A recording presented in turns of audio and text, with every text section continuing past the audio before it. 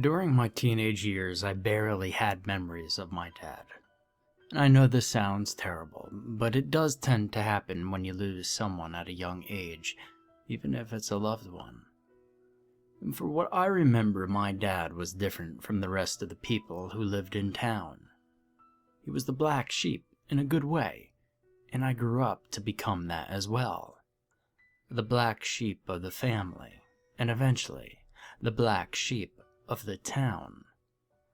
The problem with the place where I was born and where I lived for many years is that they seemed to be stuck in time. They loved to follow traditions no matter what kind. And the children acted like an exact replica of their parents and other family members who have lived before. And I know this might sound like I'm exaggerating, but I'm not. Our clothes came from the village. Our tools came from the village. We were not even allowed to read books or use anything that didn't come from the village. Most girls are told their place is in the house looking after children, cleaning, gardening, making clothes, and such activities. And men have different occupations, but it's still not a wide range. Men could be fishermen, helmsmen, doctors, electricians, or own a store or a bar.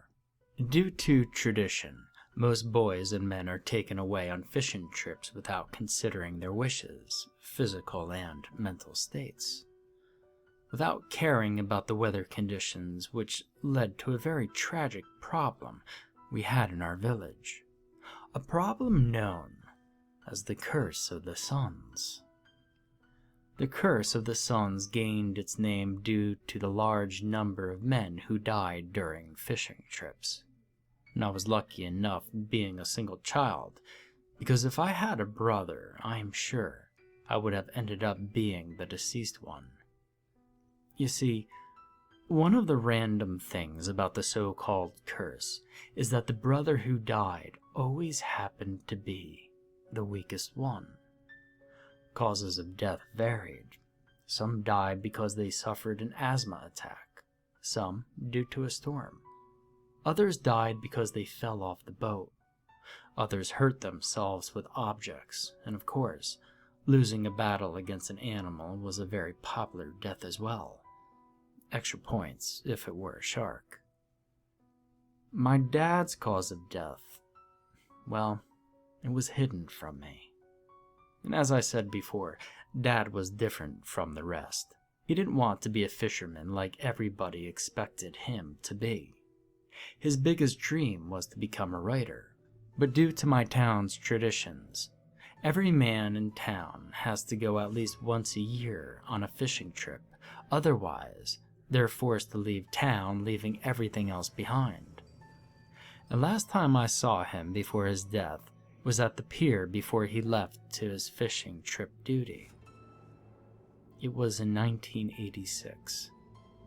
I remember Dad's stories. He was so creative. In fact, Dad used to be one of the few people in town that knew how to read and write. As you might have guessed, there were no schools around. That, combined with the lack of focus in academics, leads to a very high percentage of illiteracy. Only the newer generations knew how to read and write. Luckily for me, Dad taught me how to do so. Before his death, he gave me plenty of books, and some of them actually written by him. By the time Dad died, he had been working as the town's newspaper writer. He wasn't really earning money out of that, but at least he was doing what he liked. Something that I always thought was weird was that when Dad died, everybody acted so normal. I don't think I even saw my mom crying, but she's always been so insensitive anyways. She was the total opposite of my dad. I never really liked her.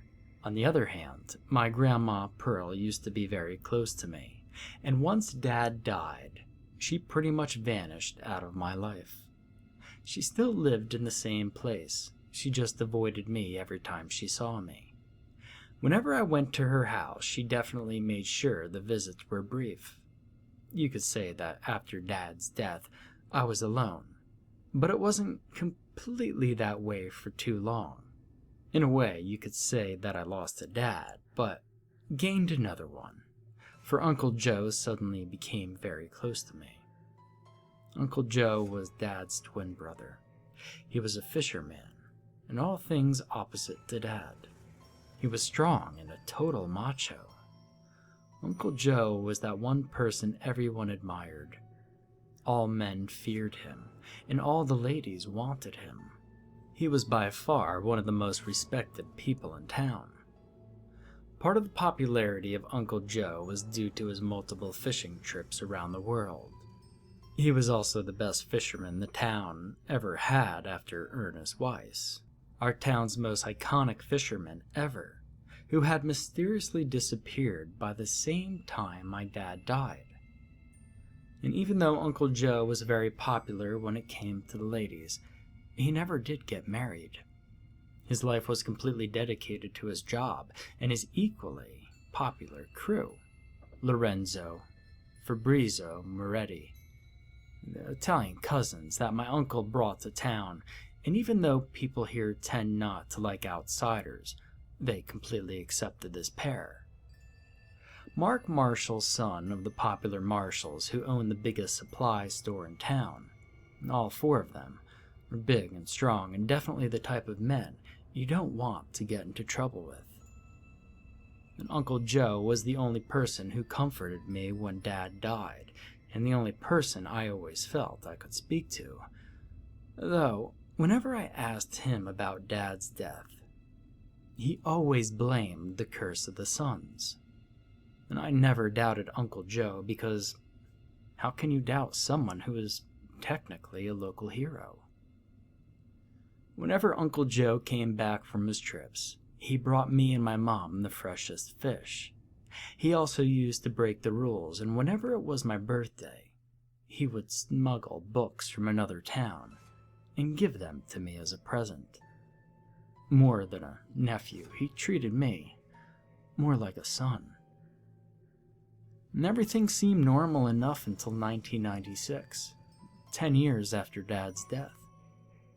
As Grandma Pearl was about to die, I was the only one in the room with her, for Uncle Joe wasn't back from one of his trips, and my mom had gone somewhere.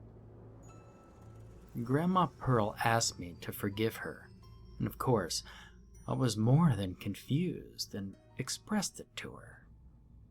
She then replied by saying, "I'm so sorry about your dad. That has always been my biggest regret. I shouldn't have let this happen. I'm sorry I grew distant from you. Every time I saw you, it's like he was there. And I've always had the feeling you will have the same fate." And those were Grandma's last words, and certainly, they woke something in me, a curiosity I never felt before. After Grandma's statement, I felt like absolute shit. I wanted those thoughts to go away, so I went to my favorite tavern in town, Hugo Hellman's, one to drown my sorrows. Good old Hugo must have noticed because he came to me and asked me what was wrong. I trusted Hugo, so I told him what Grandma had said to me. Hugo didn't look surprised. He grabbed a beer for himself, which was actually very rare. He sat next to me and said, "Your dad, he was one of the good ones, but that was his problem. Nothing good ever happens to good people." But I was too drunk to understand his words. I didn't even pay attention to them at the time. And the next thing I remember is Hugo taking me to his house. A thing he always did when I was very drunk and didn't want my mom to see me like that. The next day I woke up on Hugo's sofa. I was awakened by Hugo's wife, who gave me a lovely breakfast afterwards. I felt so much better after that. But now, I felt so good, I started to remember what had been said last night. Hugo's words, Grandma's words. It was like all of a sudden, Pandora's box had been opened. I waited until Hugo woke up and then asked him about what he said. And he brushed it off and said it must have been my imagination because we haven't spoken about anything. And I knew Hugo was lying. He was a terrible liar. But I didn't want to be rude in the man's house, so I just shook his hand, thanked him and his wife, and I left. As I arrived to my house, I noticed my mom and uncle having breakfast together in our dining room table. The thing that took me by surprise the most wasn't that Uncle came so quickly from his trip, but that Mom's look was very, very unusual. She was wearing my uncle's favorite t-shirt, and her tidy, curly hair was a mess. She wasn't even wearing a skirt or pants. And I could see she was just wearing her underwear, and my uncle was shirtless and only wearing his underwear as well. And I got a nervous high from my mom as she tried to cover herself up. My expression must have revealed my thoughts because my uncle immediately stood up and gave me a hug and said, "I'm sorry, Michael, it's been a difficult night, and after grandmother's death, you left the hospital without saying anything. Your mom was really worried. She drank too much wine last night and went looking for you in the rain. As she got there, she looked quite bad. Well, I gave her my t-shirt so that she'd be warm." I wanted to believe he was being honest, but his tone was very different this time. He sounded almost as if he didn't give a shit whether I believed him or not. I sat down with him and joined him as he was having his breakfast, and Mom went to her room and got changed. As I was alone with my uncle, we started speaking about Grandma's funeral and burial plans that were going to be held the next day. Even if Grandma had basically dodged me ever since Dad's death, I couldn't help but crying. Although most of my tears were because I was so confused and anxious because of Grandma's last words. Uncle Joe, well, he didn't try to cheer me up like he would have done before. And he rolled his eyes at me and said I needed to calm down because there was something big coming. And when I asked him what it was, he mentioned my annual fishing trip. But those never excited me. In fact, I did everything I could do to always avoid them or postpone them despite always failing. Uncle Joe said my annual fishing trip was going to be held in a few days, which was very unusual because normally each man had their annual fishing trip on the day of their birthday.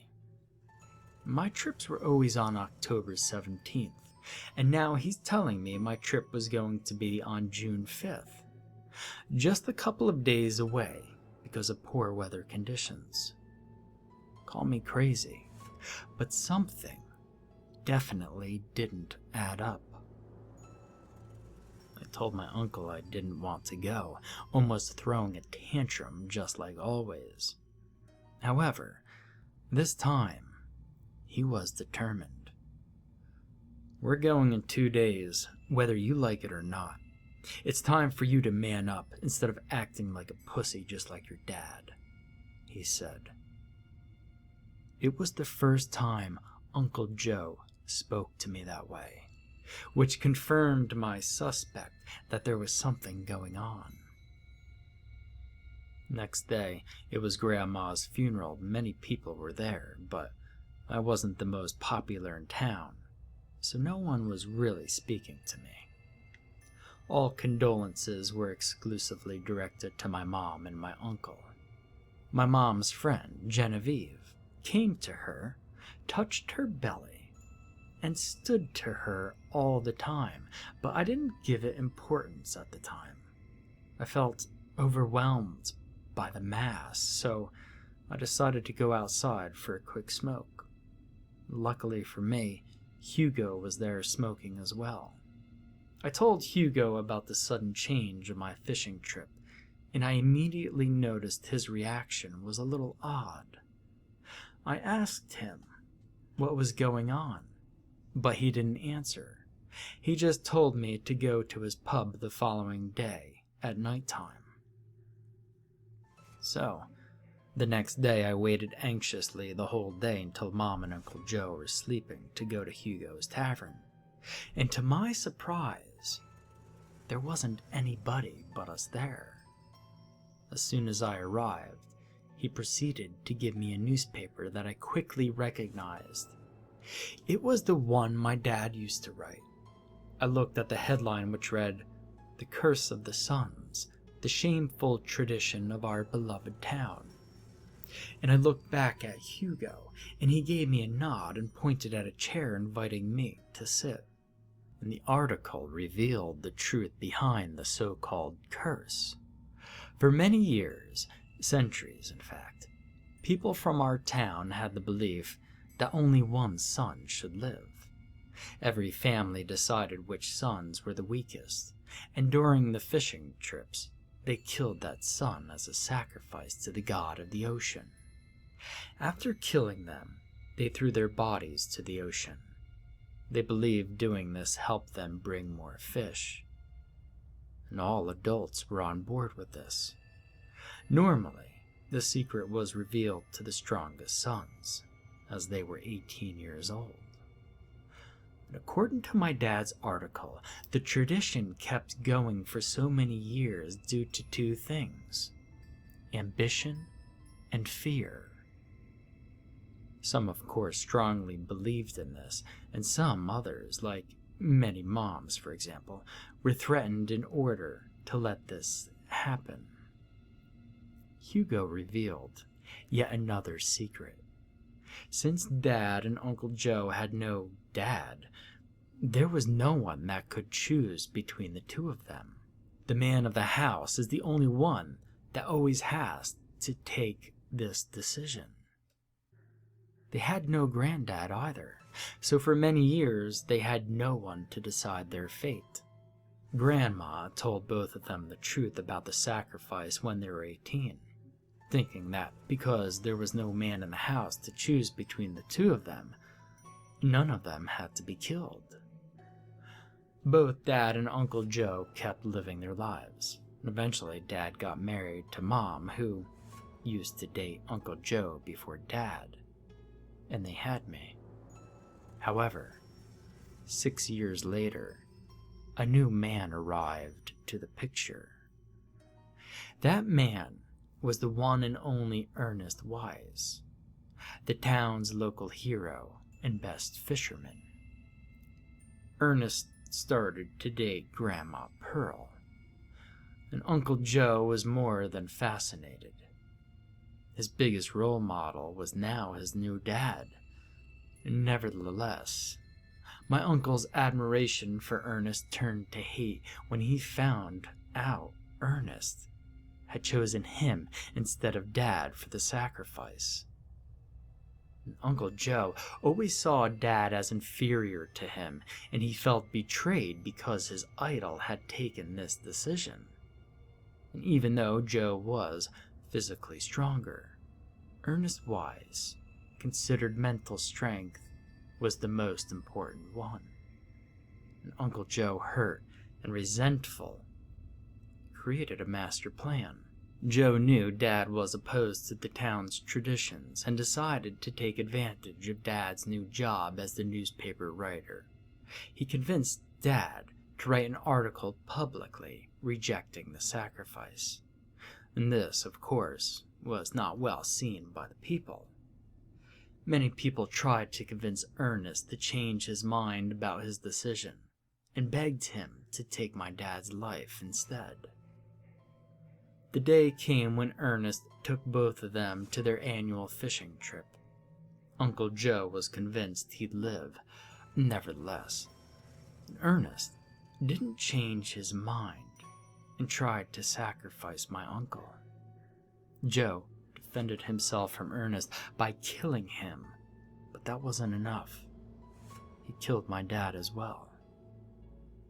Hugo explained no one in town cared about this because, well, they hated my dad.